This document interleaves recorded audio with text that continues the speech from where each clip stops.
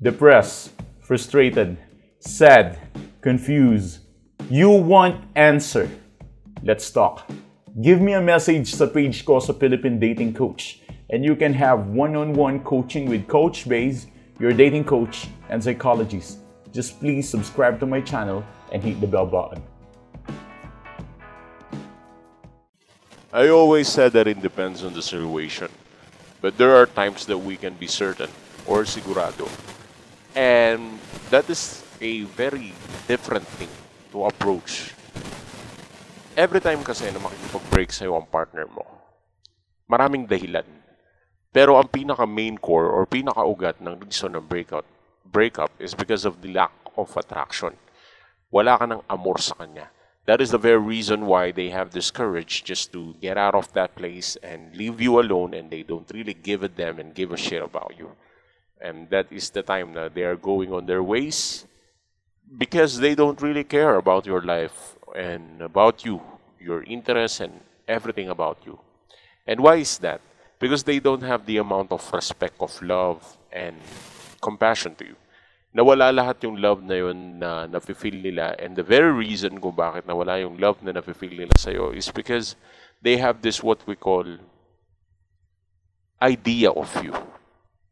And that certain idea about you is the expectation that they have towards you. Kung ano ang idea nila tungkol sa'yo, yun din yung expectation na meron sila tungkol sa'yo. So, are they going to chase you? No, because their idea is not that you're too valuable for them. Unlike the idea that you have. Okay, ang ibig ko sabihin, yung idea na meron ka ngayon, sobrang valuable ng ex mo sa'yo. Pero, yung ex mo, yung idea niya tungkol sa'yo, you are nothing. And that is why I want you to change your direction in order for you to not have the same expectation of your ex. Kasi ang mangyayari nito, kapag ang idea niya tungkol sa'yo is ganito ka lang, ganyan ka lang, ganun ka lang, ang sarap mong iwan, kawawa ka, iwanan ka niya talaga. At kahit hindi pa kayo mag-usap, then magiging beneficial siya doon. Kasi yun yung idea at pagkakakilala niya sa'yo. Kaya ngayon pa lang, kailangan mo na mag-change ng pattern para makilala ka niya sa ibang pattern or ibang way. Kasi yung pagkakakilala niya sa'yo is hindi enough para ma-convince siya na bumalik sa'yo. And that is why you need to break every expectation that he has or she has tungkol sa'yo. And what are those expectations? He is expecting you like you're nothing.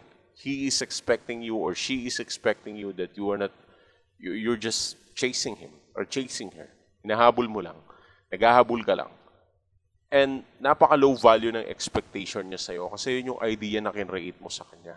And who the one builds the idea of you sa brain niya? Hindi ba ikaw din? Ikaw yung nakapartner niya eh.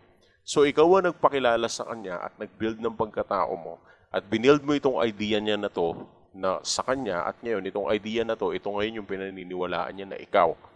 Kaya gusto kong baguhin mo yan at mag-iba ka ng direksyon. First of all, I want you to use the no contact rule. And second thing is just to apply self-improvement in your life. And third thing, don't chase, never chase, don't ever chase, never, ever, ever, ever, ever, ever, ever, ever, ever, ever, ever, ever chase someone. Huwag kang hahabol. Huwag kang maghahabol. Huwag na huwag mong hahabulin. Paulit-ulit kong sinabi, pero isa lang ang pinupunto ko. You need to break that expectation. Na hindi ka mag-i-improve? No, mag-i-improve ka. Na gusto niya, ganito ka? No. Yung gusto niya ngayon, kung dati gusto niya yung buhok mo maikli, habain mo. Every expectation na meron siya sa'yo, basagin mo, sirain mo. Lahat ng ayaw niyang gawin mo ngayon. Ngayon magkahiwalay na kayo. And maybe, darating yung time na ma-feel niya na you're crazy at kailangan niyang bumalik para awatin ka niya sa mga bagay na pinaggagawa mo dahil hindi niya gusto yun para sa'yo. But that is also the time na ire-respect ka niya dahil yung mga hindi niya gusto na ginagawa mo is ginagawa mo na dahil malaya ka na.